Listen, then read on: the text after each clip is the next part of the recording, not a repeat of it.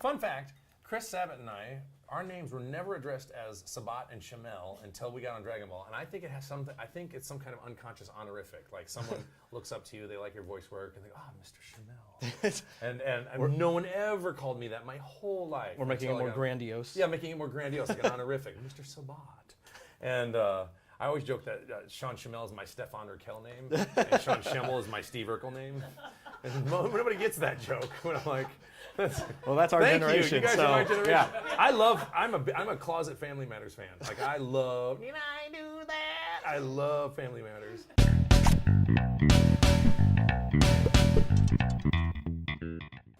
So, yes, what are we doing? We're just talking about Dragon Balls? we're all the balls. All the balls. Talking about all 7 of them. I need some Dragon Balls.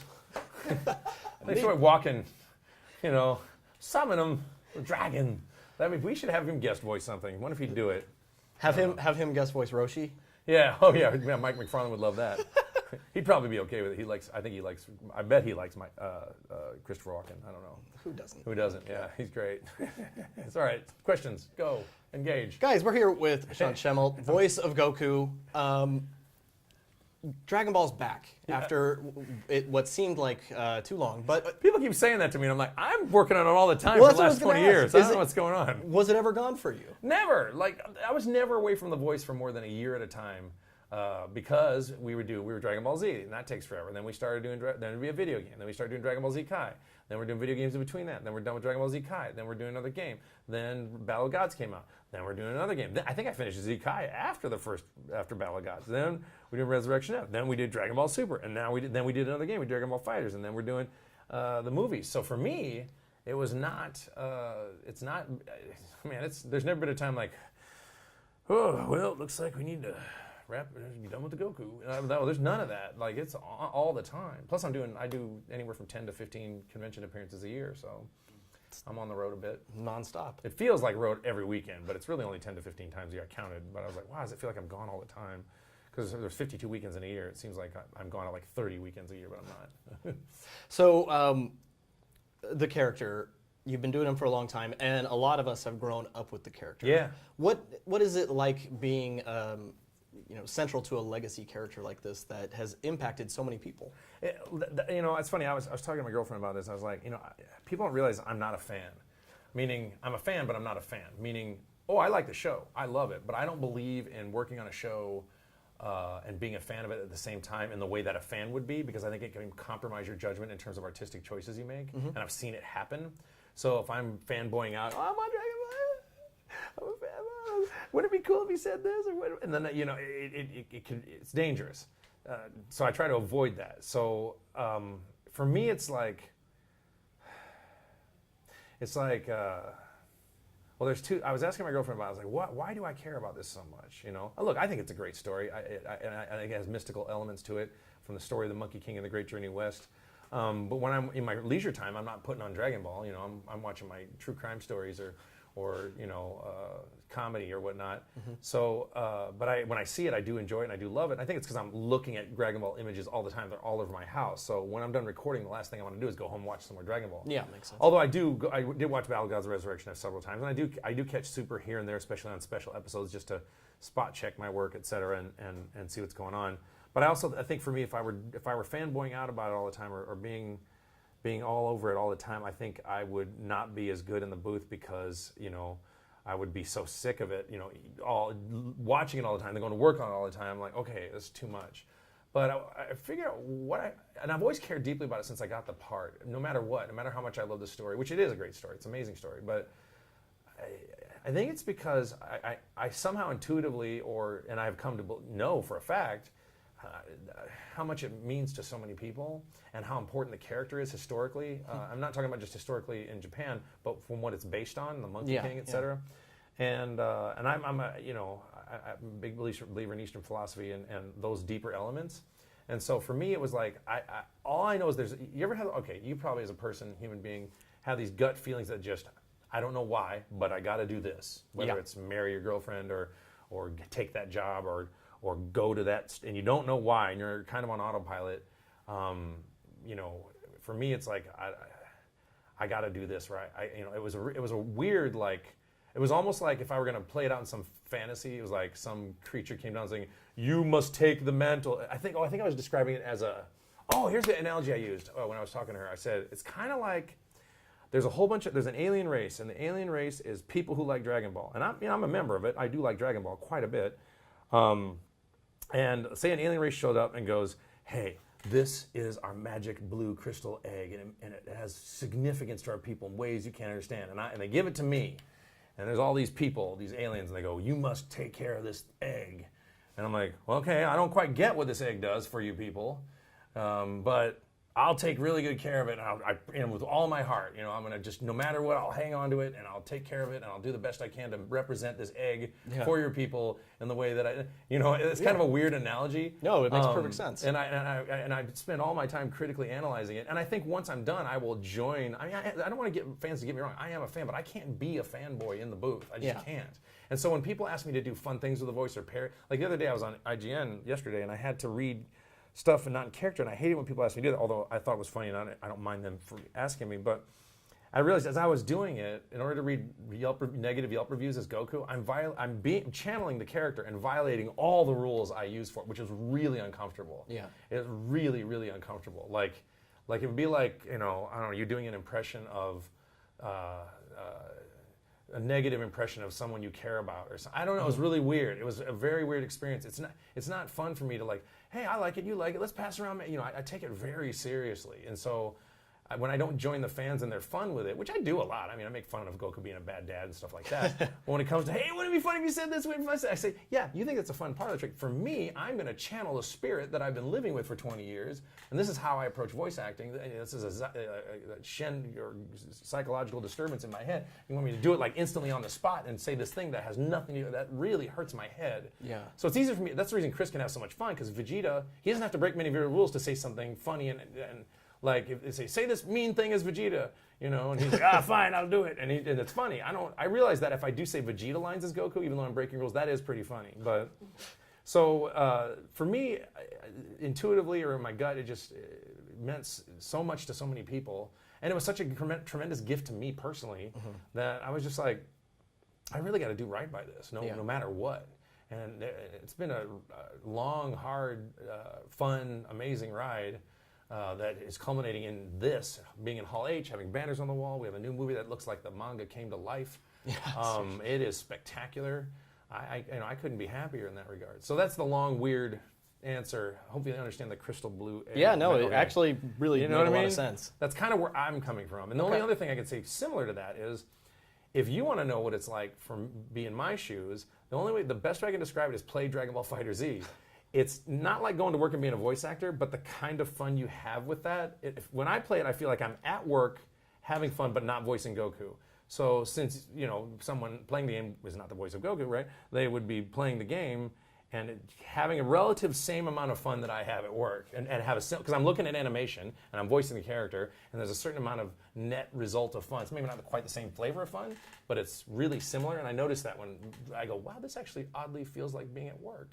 So if you want to get close to what it's like to do that, well, of course, I'm also thinking about a lot. Well, you're thinking about technical things when you're playing a game, and I'm thinking about technical things when I'm recording, mic things, timing things, but I'm also feeling things. Right. It's a mixture of feeling stuff. And I think it's really weird. I learned that from being a hornist. Sorry, I'm going to tangentialize. I've had a lot. No, I played trombone. Okay, I was a professional French hornist for 20 years before I did this.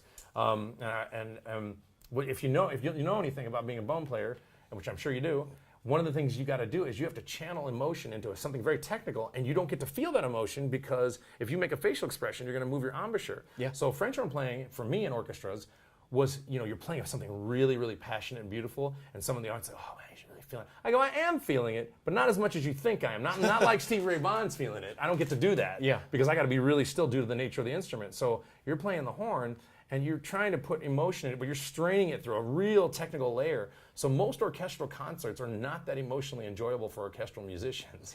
If they, sitting, when you have rest and you can enjoy the orchestra, yeah, you can do that. But I can't speak for the orchestral players. But then when you're in the audience, then I can just sit back and enjoy it. But I'm like going, okay, breathing to the F side, B flat side. Okay, fingering down the side. Okay, make sure that's in tune. Okay, and here comes the oboes and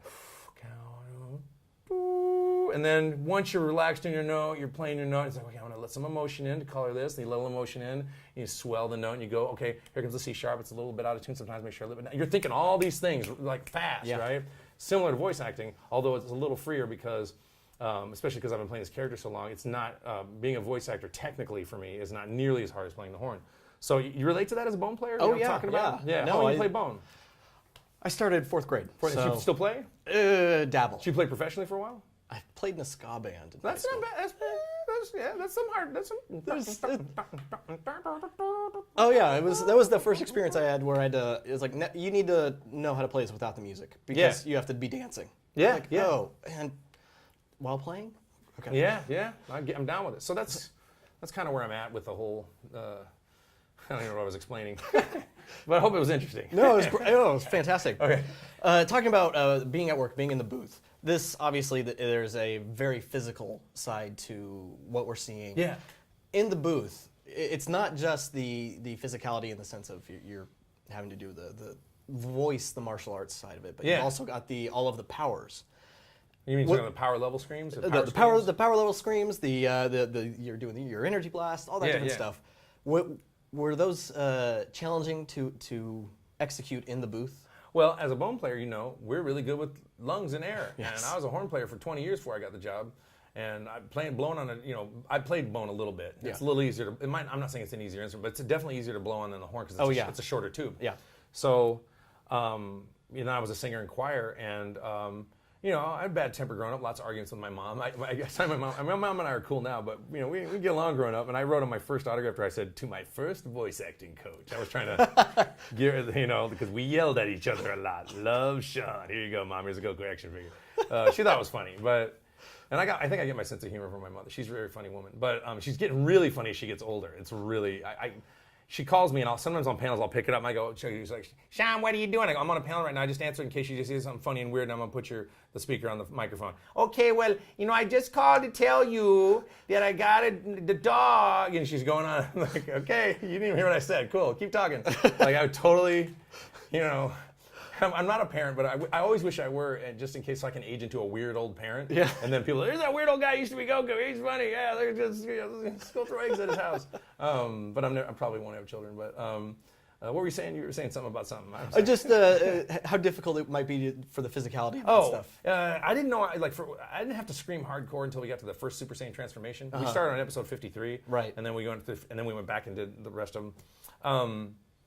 And they didn't know if I could do it. And I literally, I'd yelled a lot in my life, and I knew how to yell, and I knew how to use my voice, and I knew how to, project very loudly, but I didn't know what kind of, So it was really just watching that really angry Super Saiyan transformation and just going for it. And I don't know if I did one take. I don't think I did one take, but I think basically what came out was just letting the animation be the spirit of the character.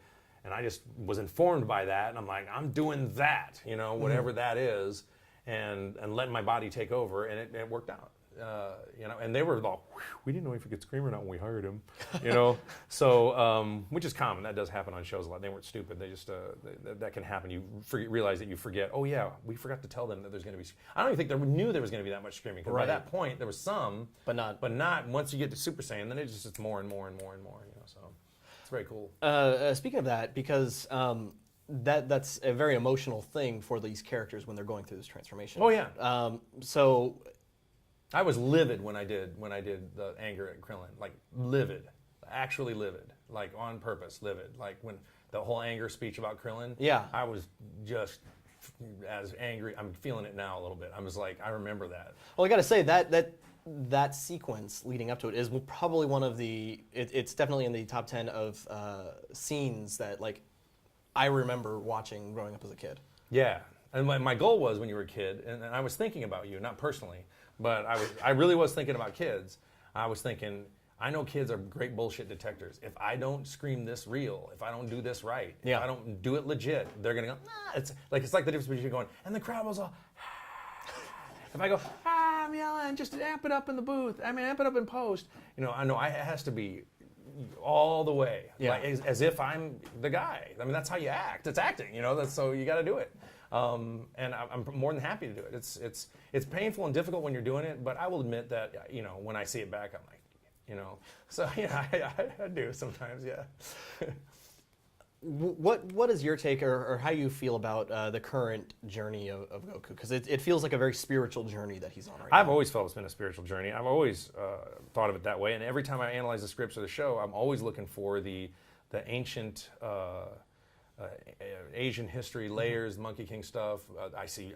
They channel chi, from that comes, or ki from martial arts and energy, and they fly by using things that come from I'm guessing ancient Chinese texts and ancient Japanese texts or whatever, and Buddhist ideology and stuff like that. So I see a lot of elements which probably permeates a lot of Asian culture, because those religions are very popular, just like Judeo-Christianity permeates a lot of our art indirectly, right, through the art we consume. So for us it's like ooh but maybe for them it's like, oh yeah, that's part of our thing, it's what we do. That makes sense. It makes sense. Yeah, we all do that. That's fine. Yeah, my mom, I used to go to Buddhist temple all the time when I was a kid. I didn't see a Buddhist temple until I was like 30. Yeah. And I was going to church every Sunday because my dad was a minister. And not everybody in Japan is Buddhist. Obviously, there's a lot of Christians and speaking of religion in Japan and China, etc. So I'm always looking for those deeper elements. I think one of the most beautiful scenes is when Gohan teaches Videl how to fly with chi, or ki in the Japanese translation. So I thought that was really, really. I look for stuff like that. And to me, I interpret the instant transmission. If you watch Crouching Tiger, Hidden Dragon, and Zen Buddhism, the enlightenment's transmitted directly from the master to the student. And in Crouching Tiger, Hidden Dragon, you see him. He's going to give her the transmission of enlightenment. She gets scared and runs away. That's what he was going to do. I think he was trying to enlighten her and not be attached to the green destiny, which is a metaphor for attachment and ego. So I'm looking at all this from a Zen Buddhist perspective, because I had converted to Buddhism. But I'm a terrible Buddhist, by the way, but I'm angry as hell. But less angry than I was. 97, I think, is when I decided that was the path for me. And I'm looking for those. So I think it's funny, this is called instant transmission of enlightenment. He's giving enlightenment to himself, and then he's somewhere else. I think it's a play on that. That's my interpretation. Watch Kiryu Toriyama goes, no, I just thought it was a cool thing. He'll say, yeah, Sean's stupid. I just thought it was two fingers on his head looked cool. I remember there's a recording. Remember that song, Rock On, Rock On? Yeah. And they were interviewing, what's his face? The guy who wrote it. I can't remember his name. And they go, hey, remember that lyric? Tell us about that lyric. They were trying to ask a deep question. They go, when did you, the way that is clear, where do we go from here? The way that is clear. Where did you think of? What is that? He's like, yeah, I just thought rhymed really well. That's what he said. I was like, that was it. I was like, oh, okay, it wasn't deep. Yeah, no, it worked. It worked. No, I'm thinking about deep stuff. Maybe I'm not grasping at the right things, but that's how I work with a character. That's what I'm always looking for, that stuff. So it's a part of how I interpret it. Anyway, sorry. No, that's because that ties in, continuing with my curiosity about Goku's continuing journey, and now he literally communes with the gods. Yeah. And he doesn't even realize it. He's like, hey, you're the god of the universe. We can hang out. Here, I want to play? I'll bring a guy later. Oh, give him the button. Zeno. Yeah. He's like, I love those scenes. Everybody's like freaking out, and Goku's like, oh, great. Let's do this, And anyway, you were saying, I interrupted you. Well, I was wondering on your take, because it feels like that's We're doing great. Thank you. Attitude we should have. No, he did this and he said 3 minutes, but I'm thinking he's just telling us we're doing okay. You're doing great. Good job. Yeah, no, so what are you saying, sir? But it's just that, kind of a metaphor of this is how we should approach God, as a friend, not as... Oh, I didn't even think of it that way. I don't know. I just... Does it mock that, or does it oh, that's interesting. Or a godlike character as a friend, or they like, and then it also begs the question, has Zeno done it? Like, it's understandable when people quake at the sight of Beerus. He's the destroyer god, but why do they quake at Zeno? Mm-hmm. Just because he can? Has he done so and they're afraid because they've seen it, or because they just know he could? I mean, is he known to be just irrationally destructive, like Beerus is? So that is surprising to me that Zeno, that everyone is freaking out that he's just palling around with Zeno. And he lied to Zeno. He was like, I'll be back with somebody, and then he sends him Vegeta. Wait, who does he send? No, he sends him a copy of Zeno, right? Yeah, the parallel universe Zeno. That's right, what he ends up sending. When he said he was going to go find a friend, I think he was referring to Vegeta, to go find a friend to play with. And then they're like, you just lied to the guys. It'll be all right. That's fine. Which is unattachment. I look at that as he's fine. It's Zen unattachment. You're not attached, you're free, you're floating, you don't have stress, or, that's the key to people confuse what unattachment. It doesn't mean you can't be happy or sad or cry when someone dies. Unattachment is not mindlessness. It's like walking through waterfalls and you enjoy things or suffer and then you keep walking. It's the only way I can describe it. I don't think the message I get from that kind of thinking or Buddhist ideology isn't that, people think Buddhists don't feel anything. It's not. No, they grieve, they get sad, they do whatever, then they unattach, and they move and they continue life. And so, that's anyway. That's how I interpret it.